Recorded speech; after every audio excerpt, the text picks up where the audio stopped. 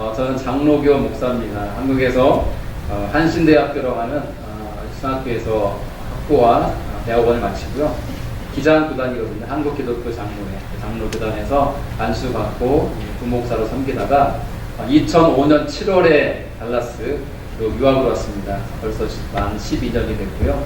사우스웨스턴 세미너리에서 공부를 했고 아내도 거기서 같이 공부를 했었습니다. 어찌하다 보니 하나님께서 이 감리교로 이렇게 사역을 할 수 있도록 허락하셨는데, 돌이켜보니까 제가 달라스에서 12년을 살면서 단 2교회만 섬겼는데, 첫 번째 교회는 세미한 교회라고요. 침례교회였습니다. 5년 동안 입수 사역을 했었고, 그리고 사역이 맞춰지자 하나님이 저를 또 감리교로 이렇게 데리고 가셔서 지금 또 감리교에서 청년 사역을 하다가 작년 사역으로 지금 이렇게 저를 쓰시는데, 이따가 시간이 되면 잠시 또 말씀을 드릴 수 있을지 모르겠지만, 제가 다음 달에 한국에 들어갑니다. 놀러 가는 게 아니고요. 귀국을 합니다. 하나님께서 이번에는 경기도 일산에 있는 동강교회라고 하는 저희 이제 교단, 5교단 교회, 장로교회로 인도하셔서 담임 목회를 시작하러 갑니다.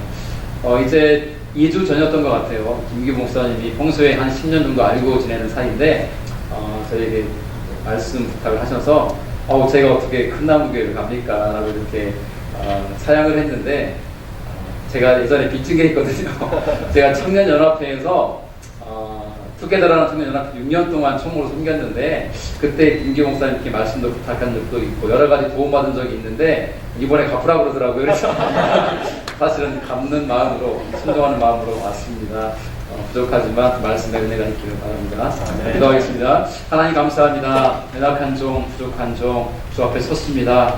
다만 주의 말씀을 대언하는 그런 통로가 되기를 소망합니다. 이 시간 큰나무 교회 모든 성도님들의 마음을 하나님 활짝 열겠사오니, 그 연 마음 가운데 주의 말씀이 뿌려질 때에 아멘으로 순종하게 도와주시고, 그 말씀 붙들고 세상으로 나아가서 넉넉히 승리할 수 있도록 주장하여 주시옵소서. 모든 것 가리워 주시고 우리 주의 영으로 감동 감화시켜 주시고 주님만 드러날 수 있는 귀한 시간 되게 도와주시옵소서. 감사드리며 예수 그리스도의 귀하신 이름으로 간절히 기도하옵나이다. 아멘. 중2 때로 기억합니다. 중2 때까지 제 삶의 꿈은 나이키 운동화를 신어보는 것이었습니다. 시골에서 살았기 때문에 브랜드 제품의 운동화를 신어본 적이 없었거든요. 저 말고도 저희 친구도 마찬가지였습니다. 얼마나 시골이냐면 초등학교 때는 검정 고무신을 신고 다녔습니다. 저는 특이하게 하얀 고무신을 신었습니다. 그래서 아이들의 선망의 대상이었습니다. 근데 중학교에 가면서는 고무신을 쓸 수 없게 되어서 운동화를 신는데, 부모님이 특히 어머니가 시장에 가시더니 신발을 사오셨어요. 신발을 샀는데 너무 좋았는데 가만 보니까 뭐가 2% 부족한 거예요. 봤더니 줄이 5개가 보이는 아디도스, 프로스파크 이런 거를 사오신 거예요. 절망했죠. 부끄럽고. 초등학교 때까지는 그냥 신으라고 사주신 걸 신었는데, 중학교에 가니까 이제 부끄러운 거예요. 그게.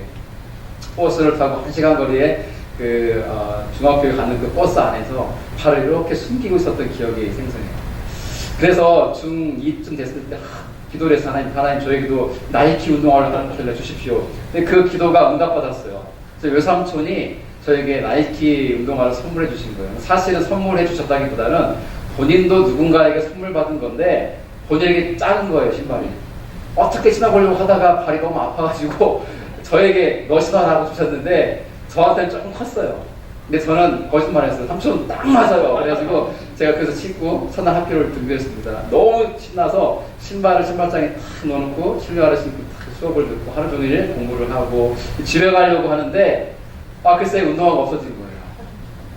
그래서 저 막 울며 전교 학교와 시골 학교, 작은 학교였거든요. 여기서 음악 뒤지기 시작했어요. 그때 중2 친구들 다 하교하고 선배들 하교하고 후배들 하교하고 학교에 이제 저 혼자 남은 거예요. 뒤지다 드디어 나이키 운동화를 발견했는데, 제가 발견한 운동화는 제가 신고 왔던 그 새 운동화가 아니라 낡고 낡아서 곧 버려야 되는 그러나 나이키였던 신발. 그 신발 제가 안고 막 울었던 기억이 나요. 절망 속에 누가 훔쳐갔는지 이거를 두고 훔쳐간 거예요. 바보가 간 거예요. 근데 나중에 알고 보니까요, 저 1년 선배, 그때 중3이었던 선배가 제 신발을 훔쳐가고 대신 자기가 신던 그 낡은 신발을 학교 어딘가에 던져놓고 갔던 거예요. 제가 가가지고 따지면 달라고 했어야 되는데 얼마나 제가 순진했냐면요, 그대로 그냥 그 낡은 신발을 신고 다녔어요. 우리가 살아가다 보면 참 많은 사람들을 만나죠. 그 만남 가운데 생각하면 지긋지긋하고 돌이키기 싫은 그 사람의 이름만 떠올려도 막 몸살 쳐지는 사람과의 만남이 있습니다. 저에게는 그 중2 때 그 일란 선배가 다시는 만나고 싶지 않은 사람입니다. 여러분들은 어떤 사람이 그런 사람입니까? 어떤 사람 만나면 정말 치가 떨리고 만나기만 하면은 이 우회에서 그 사람과 마주치지 않기 위해서 돌아가는 그 사람이 혹시 있으십니까? 반대 경우도 있지 않을까요? 기다려지고 기대가 되고 만나면 또 만나고 싶고 두세 시간 얘기하고 해줄 때 우리 곧 또 만납시다 하는 그런 기다려지는 만남 여러분 있으십니까? 저는 개인적으로 꿈꾸는 사람과의 만남을 참 좋아합니다. 만났을 때에 다른 어떠한 이야기가 아니라 자신의 꿈을 이야기하는 거예요. 앞으로의 계획, 앞으로의 어떤 삶에 대해서 비전과 꿈, 이러한 꿈 이야기를 저는 참 좋아해요. 그런 꿈 얘기 듣다 보면 제 안에 꼭꼭 숨겨두었던 저의 꿈도 다시 살아나고 자극이 되고 도전이 되어서 그렇지, 나도 꿈이 있었지, 이러한 새로운 결단과 새로운 삶을 나가게 만드는 동기부여가 되는 것이 바로 꿈꾸는 사람과의 만남입니다. 오늘 우리는 본문을 통해서 요셉이라는 사람을 만나죠. 요셉은 한마디로 꿈꾸는 자입니다. 그리고 본문에 나오는 형들이 그를 가리켜서 보라, 꿈꾸는 자가 오는도다. 그러니까 요셉은 한마디로 말하면 꿈꾸는 자예요. 꿈꾸는 사람이죠. 하나님이 요셉의 인생을 어떻게 쓰셨는지를 우리 창세기 37장에서 50장까지 전체를 통해서 보면은 면면이 잘 수가 있죠. 또 오늘 이 말씀을 통해서 우리 개인의 허락하신 하나님의 꿈을 발견하기를 바라고요. 네. 혹시 있었지만 저처럼 꼭꼭 묻어두었던 꿈이 있었다면 다시 그 꿈을 회복하시기를 바랍니다. 네. 특별히 큰 나무 교회에 하나님 허락하신 꿈을 발견하시고 그 꿈을 향해 힘차게 달려갈 수 있기를 축원합니다. 네. 꿈꾸는 자는 어떤 사람인가? 저는 첫째로 꿈꾸는 사람은 그 꿈을 나누고 선포하는 사람이라고 생각을 합니다. 오늘 본문에 보면 요셉이 나오죠. 요셉은 꿈을 꿉니다. 그가 꾼 꿈은 단순했어요. 형들과 함께 곡식단을 베고 있었는데 곡식을 벤 다음에는 단을 묶죠. 시골 살아보신 분들은 아마 잘 아실 겁니다. 저도 그거 많이 했습니다. 가을에 추수할 때 곡식단을 베는 일을 형들과 함께 하고 있었는데, 그래서 형들이 베어서 묶었던 곡식단들이 갑자기 요셉이 묶었던 단을 주변에 삥 둘러쓰는 거예요. 그러더니 그 곡식단들이 요셉의 단 향해서 넙죽 절을 하는 꿈이었어요. 자, 이 꿈을 꾼 요셉이 형들에게 갑니다. 형들, 제 꿈 좀 들어보세요 하면서 자기가 전날 꾸었던 꿈 이야기를 들려주는 거예요. 자, 형들이 그 꿈을 듣고 기뻤다, 열받았다? 열받았다. 왜 그랬을까요? 그 꿈 자체도 화나는 꿈이죠. 이 12명의 아들 가운데 11번째인 거의 막내에 불과한 요셉이 자기가 배웠던 곡식단 가운데 딱 있고 형들이 묶었던 곡식단이 삥 둘러가지고 저를 넙죽하니까 그 꿈 자체가 기분이 나쁘잖아요. 하지만 그 꿈 자체보다도 그 당시에 요셉은 아버지 야곱의 사랑을 독차지했습니다. 아버지가 편애했어요. 여러분 자녀를 두시는 부모님들 계시죠? 솔직히 말씀해보세요. 편애하셨죠? 아니신 것처럼 이렇게 가만히 계시지만 다 하셨을 거예요. 이쁜 자식이 있고 좀 이렇게 아우 정말 내 새끼지만 좀 그런 자식도 있고 그런 거잖아요. 근데 그걸 표현하지 않는 게 지혜로운 부모인데 이 야곱이라고 하는 아버지는 너무 표를 내는 거예요. 12명의 아들 가운데 유독 야곱은 이 요셉만 사랑하는 거예요. 그러니까 형들이 시기하고 질투하죠. 우린 아들도 아니야. 아버지의 아들은 요셉뿐이야. 그 결정적인 사건이 뭐냐면 아버지가 채색 옷을 만들어서 유일하게 요셉에게만 입힌 거예요. 이 정도로 형들의 시기와 질투와 분노를 자아내는 인물이 요셉이었는데, 그런 요셉이 갑자기 와가지고 꿈 얘기를 하는데 그 더 열받게 만들었잖아요. 더 열받게 만들었어요. 저는 근데 가만히 생각해 보았어요. 야, 요셉이 참 멍청하다. 형들이 분명히 꿈 얘기 들으면 더 기분 나빠할 텐데 왜 꿈 얘기를 했을까? 여러분, 요셉이 이때 나이가 어렸을까요? 그렇지 않습니다. 17살의 청년이에요. 17살의 청년.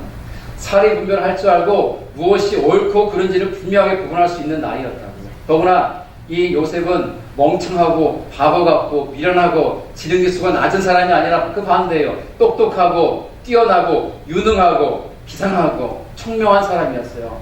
그러한 요셉이 꿈을 꾸고 그 꿈을 형들한테 말했다는 것은요, 이상하게 느껴져요.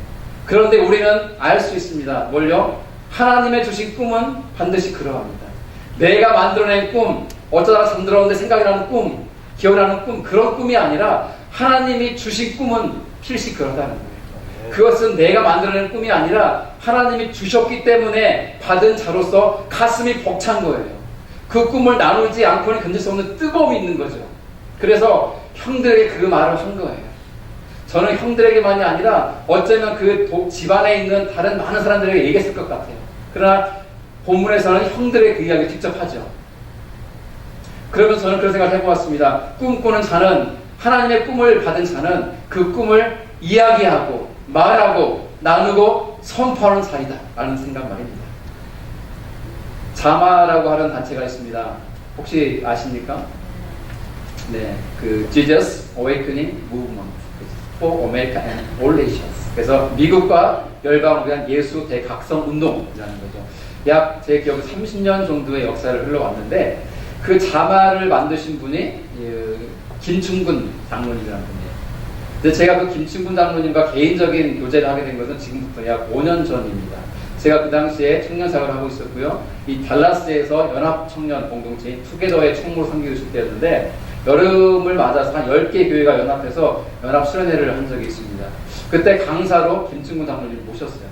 그때 말로만 들었던 또 책으로만 봤던 그 장로님을 직접 대면하게 되었고 3일 동안 제가 청무라 이렇게 호스트하면서 집회와 집회 사이에 청년들은 다른 프로그램 하는 그런 시간에 장로가 개인적으로 대화하는 시간을 많이 가졌어요. 그 당시 그분 연세가 73이었습니다. 지금은 78이고요.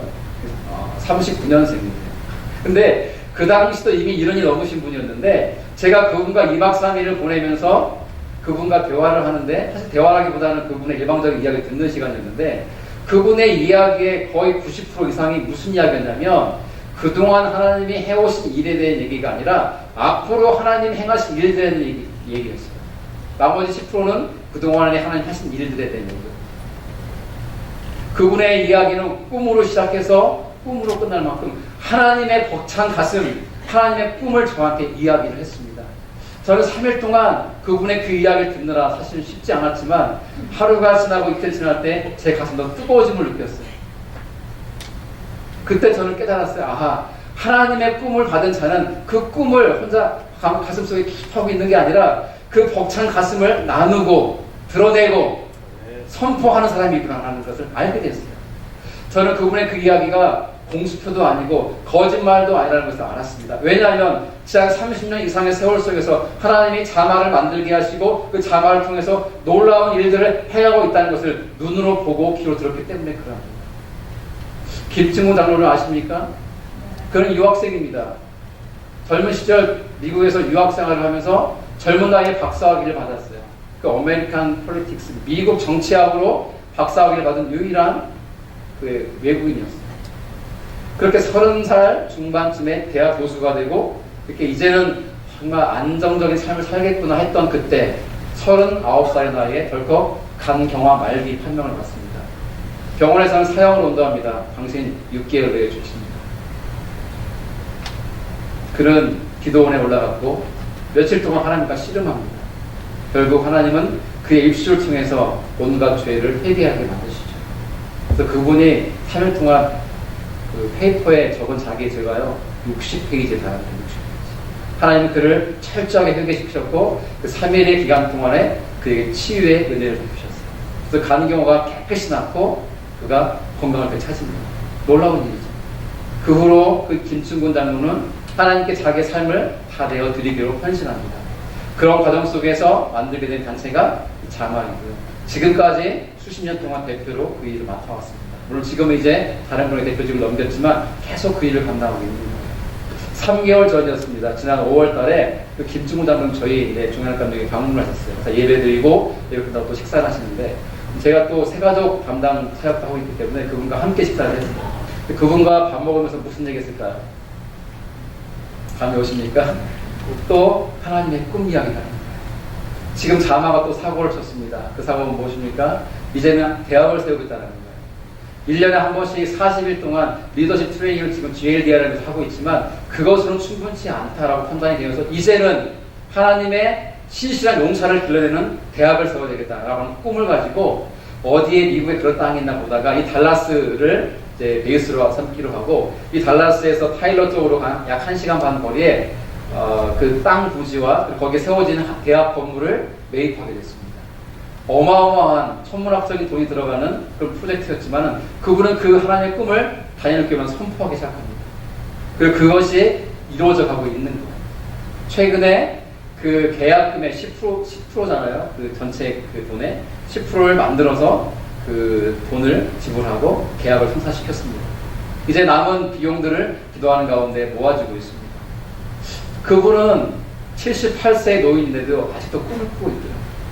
저는 지난 3개월 전에 만났을 때 제가 그분에게 내린 결론, 장로님은 78살이지만 청년이십니다. 그랬더니 너무너무 좋아하시는 거예요. 그거 마음에 든다고. 나는 청년입니다. 여러분, 청년의 정의가 뭡니까? 20, 30대 청년이면 청년입니까? 젊으면 청년입니까? 아닙니다. 청년은요, 꿈을 가진 사람이 청년입니다. 그래서 70대도 80대도 90대도 여전히 하나님의 꿈을 품고 살아간다면 그분은 하나님의 청년이 맞습니다. 하지만 나이는 물리적으로 20대이고 30대이지만 하나님의 꿈이 없이 그저 그런 대로 주어진 하루, 오늘도 하루 사는구나, 이런 마음으로 산다면 그 사람이 이미 청년이 아니라는 거예요. 그런 의미에서 김충구 장로는 하나님의 사람과 동시에 하나님의 청년이라는 생각이 들었습니다. 저는 그분의 삶이 기대가 되고 그분을 통해서 일하시고 역사하시는 하나님이 기대가 됩니다. 또 언제 그분을 만나뵐지 모르지만 그분을 만나면 저는 물을 겁니다. 장로님이 그 일이 어떻게 돼가고 있습니까? 이처럼 하나님의 사람은, 하나님의 꿈을 가진 사람은 그 꿈을 이야기하고 나누고 선포하는 사람이에요. 그런데 놀라운 일은 그 선포된 하나님의 꿈이 감동된 자들과 함께함으로 이루어져 가더라는 거예요. 왜냐하면 그것은 하나님이 만드시고 하나님 주신 꿈이기 때문에 그렇다는 거예요.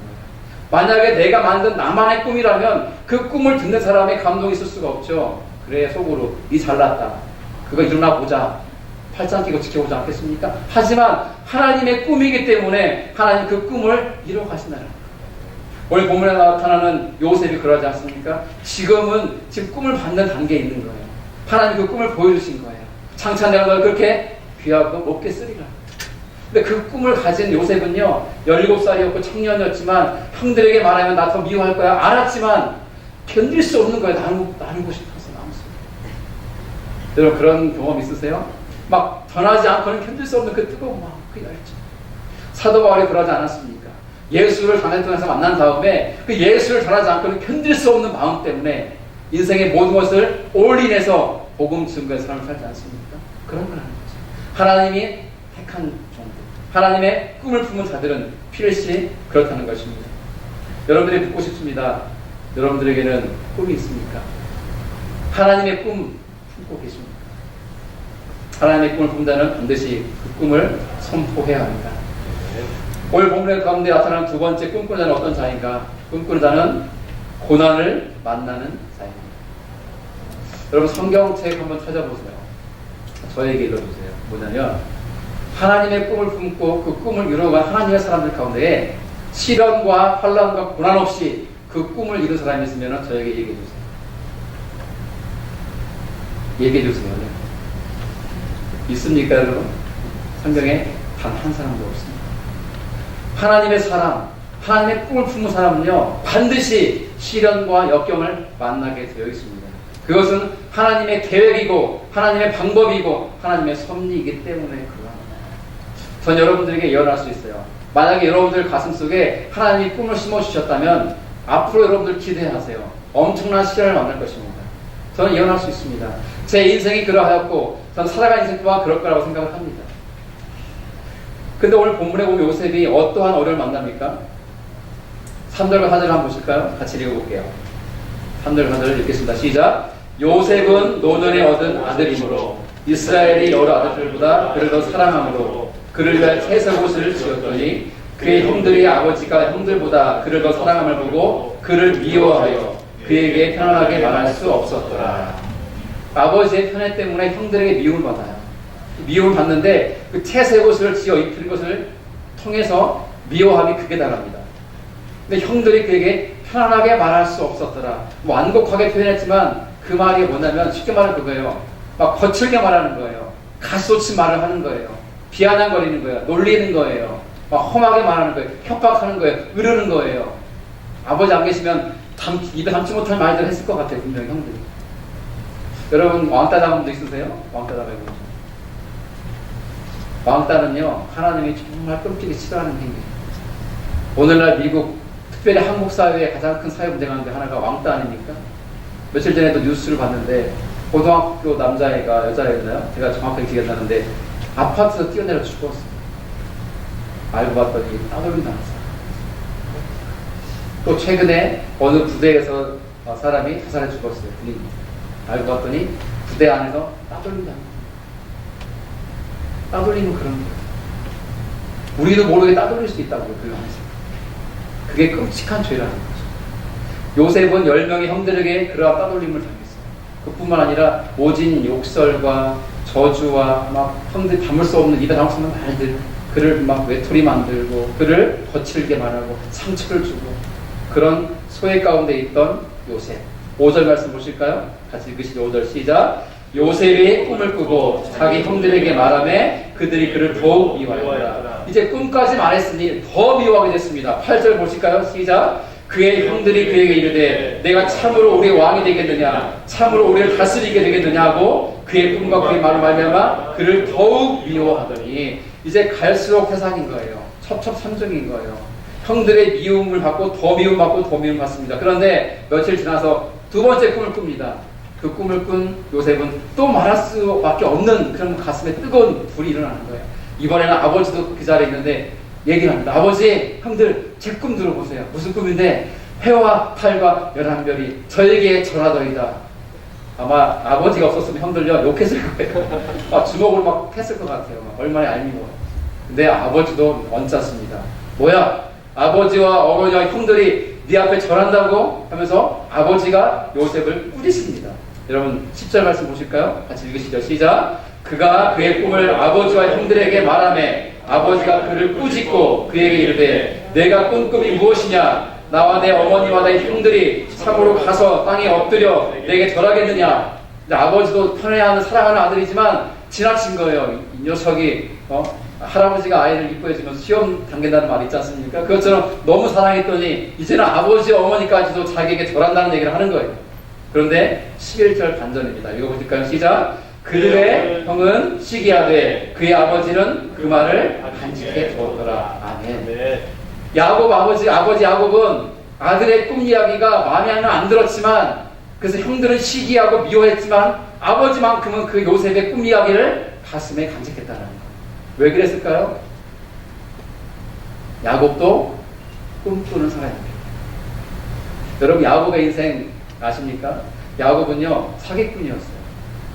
눈이 심해진 아버지를 속여서 축복기도를 받고 형을 속이고, 그러다 결국은 쫓겨나가지고 외삼촌 집으로 달려나가지 않습니까? 파란 땅, 어떤 나라를 향해서 막 달려가는 그 도주자가 된 거예요. 도망자가 된 거예요. 하룻길을 달려가지고 도착한 곳이 루스라는 곳이었습니다. 그 루스 길가에서 돌을 베개 삼아서 자지 않습니까?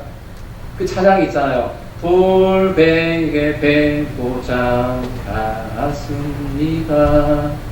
돌베개. 그게 야곱의 삶이었어요. 근데 그러한 외롭고 배고프고 슬프고 그 짐승의 울음소리 속에서 막 두려움 속에 잠이 들었는데, 그 잠 속에서 꿈을 꾸게 되고 그 꿈 속에서 누굴 만납니까? 하나님을 만납니다. 하나님이 사닥다리를 보여주시고 천사들이 내리라 오르락하는 그 장면을 보여주십니다. 그리고 하나님 말씀하세요. 야곱아, 내가 너와 함께, 내가 너를 지키겠다. 내가 너로 하여금 장차 다시 고향 땅으로 돌아오게 할 것이다. 그런 하나님의 꿈과 비전을 발견한 야곱은 그때부터 힘있게 이 파단나라를 향해 달려가고요. 20년이 넘는 세월 동안 외삼촌에 의해서 노예 생활을 하지만 하나님은 그에게 복의 복을 더하셔서 많은 것들을 가지고 고향으로 돌아오게 만듭니다. 돌아오기 전에 하나님이 그 사무 속에 젖어있던 야곱에게 다시 리마인드를 시켜주세요. 바로 20년 전에 주었던 그 루스 땅에서의 그 꿈을 리마인드 시켜주고, 그 꿈을 따라서 이제 고향으로 가라 하시자 그 꿈을 따라서 고향으로 돌아왔던 겁니다. 야곱의 인생이 하나님의 꿈으로 하나님을 만났고 꿈을 통해서 하나님 인도함 받았던 인생이었기 때문에 이 아들 요셉이 꾸었던 꿈이 기분은 언짢았지만 그 꿈이 요셉이 만들어낸 꿈이 아니라 하나님이 주신 꿈이라는 것을 알았어요. 그래서 그것을 마음에 두었던 것이죠. 그리고 보면 꿈꾸는 자는 꿈꾸는 자를 알아봅니다. 그래서 꿈꾸는 자가 꿈 이야기를 하면 듣기 싫다가 아니라 그 이야기가 너무 흥미로운 거예요. 너무 좋은 거예요. 더 듣고 싶은 거예요. 그리고 그 꿈을 내 꿈과 함께하고 싶은 거예요. 아버지의 마음이 여러분 느껴지십니까? 여러분 훌륭한 부모는 어떤 부모일까? 좋은 부모는 어떤 부모일까? 제가 목회하면서 이런 분들 가끔 만나신다. 목사님 저는 좋은 부모입니다. 속으로 이분 도대체 그런 분은 제가 잘 못 만나거든요. 스스로 자기 입으로 자기는 좋은 부모예요. 왜 그래요? 그랬더니 저는 열심히 땀 흘려 일했고 자식의 뒷바라지를 다 했고 대학도 다 보내서 졸업시켜서 지금 장가까지 다 보냈다고. 나만한 부모가 없다고. 예. 예. 여러분 어떤 부모가 좋은 부모인가? 어떤 부모? 자식의 인생 가운데 어려움이 닥칩니다. 어려움이 닥쳤을 때에 슈퍼맨처럼 원더우먼처럼 등장해가지고 그 자식의 어려움을 픽해가지고 대신 짊어지고 가는 부모가 좋은 부모일까요? 결코 좋은 부모가 아닙니다. 세상에 짐을 짊어지고 고갯마루를 올라가는 자식을 지켜보는 부모의 마음이 미어지죠. 대학에 실패하기도 하고 졸업한 다음에 취직이 안 되기도 하고 나이가 40 다 돼가는데 결혼도 못하는 자식들을 둔 부모들, 사업을 한다고 덜컥 열었다가 실패해서 빚만 지기도 하고 그런 자식을 지켜보는 부모의 마음은요 미어지고 아픕니다. 그런데 정말 훌륭한 부모, 좋은 부모는 어떤 부모인가? 그러한 자식의 문제에 개입해서 이리 줘! 내가 네 인생을 지금 짊어지고 갈게. 따라와. 하는 부모가 아니라는 거예요. 정말 좋은 부모는 어떤 부모인가? 그렇게 힘들게 세상의 짐을 들고 가는 자녀의 한 걸음 뒤에서 그를 격려하고 위로하고 응원하면서 하나님께 중보의 기도를 올리는 부모가 좋은 부모라는 거예요. 그러다가 견디다 못해 쓰러지려고 할 때 살짝 그 짐을 밀어줘서 그 자녀가 나아갈 수 있게 도와주는 부모. 그러한 부모가 훌륭한 부모 아닐까요? 비록 인생의 모진 고난을 역경을 만나지만 그것을 견디어 통과해서 정말 훌륭한 자식이 되기를 바라는 것이 훌륭한 부모의 마음이라는 거예요. 하나님 마음이 그렇지 않을까요? 왜 하나님은 당신의 꿈을 우리에게 줘놓으시고서 왜 우리가 그렇게 시련과 모진 고난을 갖게 하시냐는 거예요. 그 꿈이 좀 쉽게 일사천리로 형통함으로 이루어지게 하면 안 됩니까? 하나님은 그렇지 않더라고요. 하나님의 꿈이 너무나 크고 위대하기 때문에도 그러하지만 그러한 꿈을 감당하기 위해서는 반드시 시련을 통과함으로 믿음이 점검처럼 나아가면 되기 때문에 그렇더라고요. 그래서 저는 여러분들에게 예언할 수 있는 거예요. 하나님의 꿈을 가졌습니까? 기대하십시오. 하나님의 모든 시련을 만나게 될 것입니다. 그러나 오늘 마지막 세 번째 포인트를 우리가 붙들어야 됩니다. 꿈꾸는 자는 그 꿈을 갖고 그 꿈을 선포하는 자이기도 하지만 그 꿈을 가지고 살아가는 인생이 모진 고난과 시련의 연속입니다. 하지만 꿈꾸는 자는 하나님이 지키시고 그 꿈을 반드시 이루어 준다는 것을 기억하십시오. 아멘. 오늘 본문 말씀을 보실까요? 오늘 본문의 기백은 이러합니다. 어느 날 아버지 야곱이 이렇게 10명의 형들에게 일을 맡깁니다. 가서 양을 치고 오라. 이 중동 지방은요, 이 목초지가 많지 않기 때문에 풀이 있는 곳을 따라서 양을 쳐야 됩니다. 그 계절상 세겜이라는 성에 풀이 좀 많이 있다는 소식을 들은 아버지가 아들들에게 세겜으로 양을 먹이도록 보낸 거예요. 어느 정도 시간이 지났습니다. 궁금한 거예요, 아버지가. 요셉에게 신부를 보냅니다. 야, 가서 형들이 양을 잘 치고 있나 보고 오거라. 신부를 이렇게 받은 요셉이 도시락을 싸가지고 형들을 찾아갑니다. 세겜 성 안을 뒤지고 성 바깥에 들판을 온갖 들판을 뒤져도 형들이 보이지 않는 거예요. 그러다가 세겜 성 사람 만납니다. 뭐 하고 있어? 예, 형들을 찾고 있습니다. 형들이 누군데요? 제 형들은 10명이고 아버지는 야곱이고 헤브론에서 왔고 이런 얘기를 하니까 그 친구들 제가 봤습니다. 어디 있습니까? 여기 있다가 도단이라는 곳으로 옮겨갔습니다. 그래요? 도단은 어디로 갑니까? 저기 고개 10개 넘어가면 도단이 나옵니다. 감사합니다. 요셉은 그 도단을 향해서 갑니다. 산 넘고 물 건너서 도단에 도착을 합니다. 도단에 도착해서 형들 찾습니다. 형 어디 있어? 찾고 있는데 형들이 양을 치다가 저 멀리 요셉이 오는 것을 봅니다. 그리고 한눈에 요셉을 알아봅니다. 왜 그렇게 한눈에 알아볼 수 있었을까요? 채색 옷을 입고 오니까. 이렇게 신부를 볼 때는 평상복 입어야 되는데 요셉이 좀 모자랐는지 모르겠지만 이렇게 너무 좋았나 봐요. 아버지가 완전 채색 옷을 입고 온 거예요. 신부. 그러니까 저 멀리서 저희 교회도 이렇게 눈에 띄는 분이 몇 분 계세요. 딱 보시면 저 권사님 아세요. 화려하세요. 옷이 굉장히 화려하세요. 근데 이 요셉이 그런 거예요. 형들이 딱 한눈에 알아보는 거예요. 요셉이 오는구나. 그래서 오늘 본문 말씀이 꿈꾸는 자가 오는도다 하면서 하는 말이 뭡니까? 오늘 본문 말씀 가운데 우리 한번 봐야 됩니다. 20절 말씀 같이 읽으시죠. 시작. 자, 그를 죽여 한 구덩이에 던지고 우리가 말하기를 악한 짐승이 그를 잡아먹었다 하자. 그의 꿈이 어떻게 되었는지를 우리가 볼 것이니라 하는지라. 이제 형들이 드디어 때가 온 거예요. 그동안은 아버지 스라에 있었기 때문에 어떻게 할 수 없었지만 이제는 헤브론과 멀리 떨어진 도단에 있는 것, 이 들판에서 저를 죽인 들 누가 알겠느냐. 그래서 요셉 보면은 죽여버리자. 그리고 그 채색 옷을 짐승의 피를 묻혀 가지고 가서 아버지에게 주면서 요셉이 죽었다고 말하자. 그리고 하나님이 주셨다는 그 꿈이 어떻게 되는가 보자. 이제는 아버지를 속인 것만 아니라 하나님을 테스트하기까지 이릅니다. 자, 그렇게 해서 요셉이 반갑게 왔는데 웬걸요, 형들이 그 요셉을 잡아서 아마 팔을 꺾었을 거예요. 팔을 꺾고 가운데 옷을 벗기고 구덩이에 던져버립니다. 왜요? 죽이고. 본 말씀 보실까요? 자, 24절 말씀 같이 읽으시겠습니다. 시작. 그를 잡아 구덩이에 던지니 그 구덩이는 빈 것이라 그 속에 물이 없었더라. 아멘. 우리 타이밍 아멘일 때. 여러분, 이 구덩이에 물이 없었던 것이 우연의 일치였을까요? 재수가 좋았을까요? 야, 운이 좋았다. 아니요. 하나님 구덩이에 물을 비우시고 있습니다. 비록 형들은 요셉을 시기하고 질투하고 미워해서 죽이려고 하였고 실제 액션을 취했잖아요. 구덩이에 던져버렸지만 하나님은 그 구덩이에 물을 비우셔서 요셉을 살리십니다. 죽지 않은 요셉을 어떻게 처리해야 될까요? 형들이 나쁜 마음을 먹고 요셉을 미디안 상대들에게 팔아넘깁니다. 이게 노예가 되거든요. 노예가 되어서 애굽으로 끌려가고 애굽의 노예 시장에 팔리게 됩니다. 보디발 장군에 의해서 이렇게 구입이 되고요. 구입된 거죠. 그래서 그 집에 종살이를 시작합니다. 이제는 살만할까 싶어서 총무의 자리까지 올라가지고 안정적인 삶이 됐는데 때 아닌 이 보디발 장군의 부인이 유혹을 하는 그런 상황이 증명합니다. 여러분, 20대 청년이, 초반의 청년이 이런 유혹 견디기 참 어렵습니다. 그렇지 않습니까? 어느 분 학자는 보디발 장군의 부인이 참 얼굴이 못생겼을 것이다. 요새 달아났다. 이렇게 보는데 그렇지 않은 것 같아요. 왜냐하면 한국도 그렇고 미국도 그렇고 장교분들의 부인들이 참 이쁘시더라고요. 그러니까 이 보디발 장군도 번세가 있었기 때문에 아무나 부인으로 취하지 않았을 것 같아요.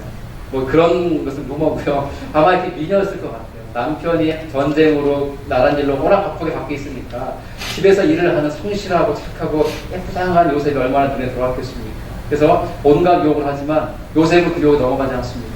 하나님이 보시거든요. 어찌가 앞에 죄를 지십니다 하면서 가난하지만 그 여자가 잡잖아요. 옷이 벗겨지고 벗겨진 옷을 이렇게 증거물로 삼아가지고 자존심을 상했으니까 남편에게 모함을 하고 거짓말을 해서 감옥에 가는 일을 당하게 됩니다. 여러분, 억울하지 않습니까? 요셉의 인생이 이렇게 파란만장합니다. 감옥의 옥살이라 하면서도 이렇게 사람들을 숨기는 일을 하다가 왕의 술 맡은 관원을 이렇게 도와주는 일이 있지 않습니까? 꿈을 예언해 주는 것. 근데 그 꿈을 풀어주고 그 꿈대로 복직이 되는데 이 술 맡은 관원장이 그 요셉을 잊어버립니다. 그래서 그 후로도 2년이라는 세월 동안 잊혀진 존재로 살아갑니다. 하지만 하나님의 때가 되었을 때 하나님은 요셉을 핀셋처럼 뽑아서 쓰시듯이 놀랍게 쓰십니다. 그의 나이 17살에 팔려갔던 요셉은요, 노예살이로, 종살이로, 감옥의 죄수로 무려 13년을 보낸 거예요. 그 모든 세월을 뒤로 하나님이 때가 되니까 그를 들어 쓰시더라고요. 애굽만이 아니라 그 일대에 가뭄과 기근이 7년 동안 심했지 않습니까? 다 죽어가는 상황에서 하나님은 그들을 살리시고 요셉을 통해서 아버지 야곱과 그의 형제 식솔 70여 명을 구원하는 일을 감당하고 그들을 통해서 위대한 이스라엘 민족이 형성이 되고 그들을 통해서 400년 뒤에 약속의 땅으로 돌아오는, 그러므로 이스라엘 민족이 세워지는 놀라운 일을 감당합니다. 이것은 하나님의 꿈이에요. 하나님이 당신의 꿈을 요셉에게 보여주셨고 그를 통해서 품게 하셨고 그 꿈을 이루어가게 하셨다는 거예요. 방법은 곧했어요. 13년 동안 종살이, 노예살이, 죄수의 신분으로 살았지만 감옥에 갇혔지만 자유를 잃었지만 그의 삶은 역경과 고난의 연속이었지만 요셉은 실망하지 않습니다. 왜냐하면 하나님의 꿈을 받았고 그 꿈을 가슴에 품었기 때문입니다. 사랑하는 금남교회 성도 여러분, 여러분들은 어떤 꿈이 있습니까? 저는 한 달 뒤에 이제 한국으로 돌아갑니다. 저에게도 꿈이 있습니다. 제가 우리 큰나무 교회의 역사가 어떤지, 소굴이 어떤지를 우리 전사님 그저께 잠깐 여쭈었어요. 그랬더니 이 큰나무 교회는 1981년도에 성역 공부를 시작하면서 시작이 되었고, 교회가 창립된 것은 83년도에 시작이 됐습니다. 나이를 보니까 30, 서너 살쯤 된, 나이로는 청년 교회더라고요. 큰나무 교회. 근데 큰나무 교회가 정말 청년 교회려면요, 꿈이 있어요. 내 개인의 하나님의 꿈도 있어야 되지만, 이 큰나무 교회를 향한 하나님의 꿈을 함께 품으셔야 돼요. 그리고 그 꿈을 향해서 달려가셔야 돼요. 저는 한국으로 돌아가서 목회하는데 이런 꿈을 가지고 있습니다. 한 달에 한두 번 모이는 소그룹이 아니에요. 매주마다 모이는 소그룹을 꿈꿉니다. 이 큰나무 교회는 가지 모임이라고 합니까? 이 가지 모임이 한 달에 2번 있다고 그랬는데 저희 그보다 훨씬 많이 모입니다. 정말 부끄러운 고백이지만 저희 중앙하나님 교회는 한 달에 한 번 모여요. 속회라고 하지 않습니까? 이 속회를 만드신 분이 요한 웨슬리 목사님입니다. 그분이 처음 속회 만들 때는요, 매주 모였어요. 매주 모여서 자기의 죄를 고백하고 하나님 은혜를 나누고, 그 안에서 하나님 말씀을 나누고 하나님의 나라를 맛보았었어요. 그런데 감리교 우리 교회 이미 교회들이 다 녹록하지 않잖아요. 혹시 내 삶은 너무 이지해 그런 분 계십니까? 너무 아니래. 내일도 크루즈 타러 갈 거야. 그런 분 계세요? 우리 삶이 얼마나 힘듭니까? 바쁘고 가정 일 돌보랴, 비즈니스 가랴, 자식들 뒷바라지 하랴, 얼마나 바쁘고 힘듭니까? 그렇게 하다 보니까 한 달에 한 번 모여요. 한 달에 한 번 모여서 그 안에서 교제가 이루어집니까? 은혜가 나눠집니까? 제가 꿈꾸는 소그룹은 이러한 소그룹이에요. 의무적으로 책임감 때문에 내가 가지장이니까 할 수 없이 모일 그런 모임이 아니라, 매주 모일 때에 모여서 세상 얘기 나눠지는 게 아니에요. 어디 골프장이 싸더라, 어느 여행사가 싸더라, 어느 티켓이 좋더라, 대학은 어디가 좋더라, 어디에 투자하면 돈 많이 번다더라, 이런 따위의 이야기가 아니라 하나님의 말씀이 나누어지고, 한 주간의 삶 속에서 경험되어진 하나님의 은혜가 나누어지고, 내 슬픔과 아픔과 상처가 있지만 정말 부끄러움 없이 내놓을 수 있는 그러한 가지 모임과 같은 속으로, 그 상처를 내놓았을 때 부끄러워하는 것이 아니라, 흉보는 것이 아니라 그 상처와 아픔을 내 아픔으로 안고 함께 부둥켜 안고 기도할 수 있는 가지 모임. 그러므로 하나님이 그 상처를 어루만지시고 회복하시고 치유하심을 경험해가는, 그것을 눈으로 볼 수 있는 가지 모임을 꿈꾼다는 거예요. 먼저 믿은 자가, 먼저 구원받은 자가 아직 예수 영접하지 않은 자에게 복음을 전하고 말씀을 가르쳐서 예수의 사랑을 변화시키고, 아직 예수 믿지 않고 죽어가는 나의 아내, 남편, 부모를 전도해서 가지 모임으로 교회로 인도하는 그러한 작은 공동체. 애들은 가라 그렇지 않습니까? 어른들 가지 모임 할 때 귀찮잖아. 애들 오면 야 가서 스마트폰으로 게임해. 어른들끼리 하나님의 은혜가 이렇지 않습니까? 우리가 그런 지금부터 바꾸십시오. 가지 모임 할 때 아이들 꼭 함께 예배 드리세요. 아이들과 함께 찬양하시고, 함께 기도하시고, 함께 말씀 나누시고, 아이들의 머리에 손을 얹고 축복하며 기도해 주세요. 그 아이들과 함께 하세요. 그럴 때 그 아이들 입술에서 이런 고백이 나오지 않을까요? 나도 커서 우리 엄마 아빠처럼 가지장이 될 거야, 리더가 될 거야, 이렇게 많은 사람들 먹이고 섬길 거야. 달라스에도 상처 있는 사람들이 꽤 많더라고요. 그것도 교회 안에서 따돌림당하고 배척당하고 그 마음에 상처가 피도 얼룩져가지고 교회를 떠난 분들이 다른 교회 가면 그건 감사한 일이에요. 하지만 교회를 아예 떠나버리면 또 어떻게 해요? 왜 우리들만의 리그를 하고 살아갑니까? 왜 여기가 더 싸우냐고 살아갑니까? 주님은 가라 말씀하세요. 우리 혼자 전도 못하잖아요. 아까 광고 보니까 노방전도 이렇게 광고 나오는데, 저도 청년들하고 2년 동안 노방전도 참 매주 했습니다. 근데 그것으로 전도는 거의 이루어지지 않아요. 노방전도는 반드시 해야 됩니다. 왜냐하면 노방전도를 통해서 누군가 한 사람은 구원받게 됩니다. 저희 아버지를 목회하다가 은퇴하셨습니다. 4년 전에. 저희 아버지가요, 노방전도 전도지 받고 구원받은 겁니다. 저는 그래서 노방전도를 포기하지 않습니다. 비록 수천 장, 수만 장을 돌릴지라도, 다 버린다 할지라도 누군가 하나님 예비하신 한 영혼은요, 이 말씀에 반응하게 되겠습니다. 그게 낭비입니까, 여러분? 그게 낭비죠. 거룩한 낭비입니다. 전도해. 하지만 정말 본질상 전도는요, 이런 노방전도만이 아니라 이 소골 공동체에서 전도가 이루어져요. 누구나 가지 모임에 올 수 있어야 돼요. 당신은 돼, 안 돼가 아니라, 우리가 취미가 같은 사람들만의 모임이 아니라, 예수를 알고 싶고 그 사랑이 그립고 그 은혜가 목말라서 누구든지 올 수 있어야 된다는 거예요. 우리의 사랑과 우리의 섬김과 우리 나눔을 통해서 그러한 은혜를 우리는 볼 수 있다는 거예요. 그러한 살아있는 하나님의 역사가 이루어진 현장이 가지 모임이고 소고를 위한 거예요. 왜 그것을 소홀히 여깁니까? 큰나무교회는 한 달에 2번 모이죠. 잘하고 계시지만 충분치 않습니다. 매주 모이는 것을 목표로 달려가십시오. 가지장이 어느 분이신지 모르시지만 축복합니다. 너무 귀한 사역 감당하시는 거예요. 가지원 여러분, 팔짱 끼고 지켜보면서 우리 가지장이 잘하나 보자 하지 마세요. 여러분도 정말 내년도 계획을 이제 담임 목사님 하실 텐데, 근데 담임 목사님들은요 6월 7월 지나면요 벌써부터 내년도 사역을 준비합니다. 그러면서 이번에 가지장 이분이 내려온다고 그랬는데 누구를 세워야 되나 고민합니다. 그때 여러분들이 나타나시면 됩니다. 목사님, 내년에 제가 가지장을 해보겠습니다. 아니, 성도님이 이렇게 목사님이 보내지 마. 그렇게 전 여러분 모두가 가지장이 되기를 바라요. 그래서 하나님 맡기신 영혼들을 사랑하고 섬기고 그들을 정말 주님의 사랑으로 세워가기를 소망합니다. 그걸 위해서 하나님 우리를 부르셨어요. 그 꿈을 가지시다. 저는 그거 하러 한국에 갑니다. 그러면 이런 교회를 꿈꿉니다.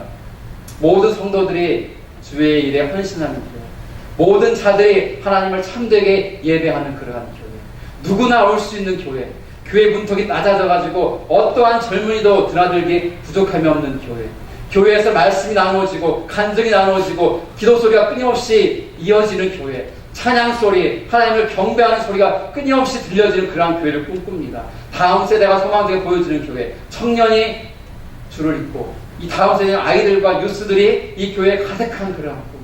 이 큰나무 교회가 너무너무 잘 자라서 달라스 유명한 교회가 되는 꿈이 아니라 이 큰나무 교회가 제2, 제3, 제4의 교회를 이 지역까지 세워가는 그러한 교회를 꿈꾼다고요. 그 일을 하나님은 여러분을 통해서 하기를 원하십니다. 그것을 위해서 여러분들을 부르신 거예요. 우리 예수 믿고 구원받고 천국 가라고 단지 이걸 위해서 부르신 게 아니라는 거예요. 오스 기니사와는 기독교 변증자가 쓴 책이 있어요. 소명이라는 책, 더 콜이라는 책이 있습니다. 그 책에는 1차, 2차 소명을 말합니다. 1차 소명은 무엇입니까? 하나님이 첫 번째 부르신 것은 예수 믿고 구원받기 위한 구원으로의 부릅니다. 두 번째 2차 소명은 무엇입니까? 그것은 구원받은 자로서 감당할 사명으로의 부르십니다. 그렇게 말하고 있습니다. 하나님 우리를 구원받고 천국 가는 자로 그런 시시한 인생을 부르신 것이 아니에요. 하나님은 더 크고 위대한 꿈으로 우리를 초대하시고 부르셨습니다. 나 같은 사람에게요? 예, 여러분 같은 그런 분들이. 왜 저 같은 무명한 사역을 하는 이런 벅찬 꿈을 주셨습니까? 제가 비록 달라스를 떠나가지만 큰나무 교회에 대한 기도를 계속하겠습니다. 그리고 큰나무 교회 소식들을 계속 듣기 원합니다. 우리 전사님을 통해서 또 김기 목사님을 통해서 듣겠습니다. 지금 계신 성도님들이 가지장이 돼서 열심히 뛰고 있습니까? 영혼 구원 일어나고 있습니까? 상처 입은 영혼들이 정말 주님의 은혜를 경험하고 변화되는 것을 보고 있습니까? 아이들이, 청소년이, 청년이 주를 잇는 교회에 되어가고 있습니까? 두 번째, 세 번째 교회를 저 지역마다 세워가고 있습니까? 저는 그것을 기구에 들을 것입니다. 그리고 저를 지켜봐 주십시오. 저는 그 사명 감당하러 한국으로 갑니다. 마지막으로 이 말씀 드리고 마치도록 하겠습니다. 느헤미야를 아시죠? 저는 개인적으로 느헤미야를 참 좋아합니다. 하양살이 하잖아. 2세잖아요. 2세 느헤미야인데 사촌 동생에게 얘기 들어요. 고국을 다녀온 동생이 그래요. 어떡하냐? 한번 알더라. 예루살렘 성이 완전히 무너졌어. 성벽다가 쇠파되고 완전히 팽망했어. 그 이야기를 전해든 느헤미야가 어떻습니까? 가슴이 아픕니다. 한 번도 가본 적 없는 고국이고 우리 조상의 땅이었는데 하나님의 영광의 임재가 있었던 그 예루살렘 성이 다 쇠파되고 폐망했다니 너무 가슴이 아픕니다. 그런 회개합니다. 하나님, 우리의 죄를 용서해 주시옵소서. 그렇게 결단합니다. 술 맡은 간원이었어요. 여러분, 술 맡은 간원이요, 뭐 술이랑 떨어지는 정도의 사람이 아니에요. 왕이 먹는 음식은요, 그 당시에는 왕을 해야 하기 때문에 음식을 미리 먹어봐야 되고요, 마시는 술도 대신 마셔봐야 돼요. 그래서 그 먹고 죽지 않으면 그 다음에 왕이 먹는 거 먹고 마시는 거예요. 왕의 최측근이에요. 왕이 술 한잔 걸치고 속마음을 털어놓은 사람이 술 맡은 간원이에요. 그 일을 감당한 사람이 느헤미야였어요. 그러한 느헤미야 성공했죠. 입지가 좋죠. 안정적이죠. 하지만 그는 마음속에 꿀 품는 거예요. 하나님, 이 예루살렘 성의 회복을 꿈꿉니다. 저를 사용해 주시옵소서. 때가 되어서 하나님 그 왕의 가슴을 움직여서 그를 이 이스라엘의 총독으로 보내지 않습니까? 총독으로 보내서 그 무너진 이스라엘 성벽을 다시 세우는 일에 느헤미야를 쓰십니다. 완공되는 날 학사 이스라엘 통해서 말씀과 율법을 선포하게 하고 회개를 선포하면서 말씀으로 돌아와 시장을 회복할 것을 촉구하는 것이 느헤미야의 삶입니다. 저는 느헤미야가 훌륭한 사람은 절대 아닙니다. 하지만 그런 꿈과 비전을 가지고 고향으로 간다고요. 대한민국 선교지가 들어가고 있습니다. 한국교회요, 젊은이들 다 없습니다. 다음 세대의 소망이 없어요. 30년이 지나면요, 한국교회 3분의 1로 반토막 이상 날 거라고 진단하고 있습니다. 여러분 어떻게 하시겠습니까? 저와 함께 조국을 위해서 기도하십시다. 그리고 우리가 큰나무 교회로 이 달라스 땅에 있지만 이 미국을 위해서, 한국을 위해서, 이 교회의 회복을 위해서, 하나님 나라의 완성을 위해서 함께 갔으면 좋겠습니다. 그 꿈을 함께 꾸지 않겠습니까? 이 시간 우리 함께 기도하는 시간 잠시 갖기 원합니다.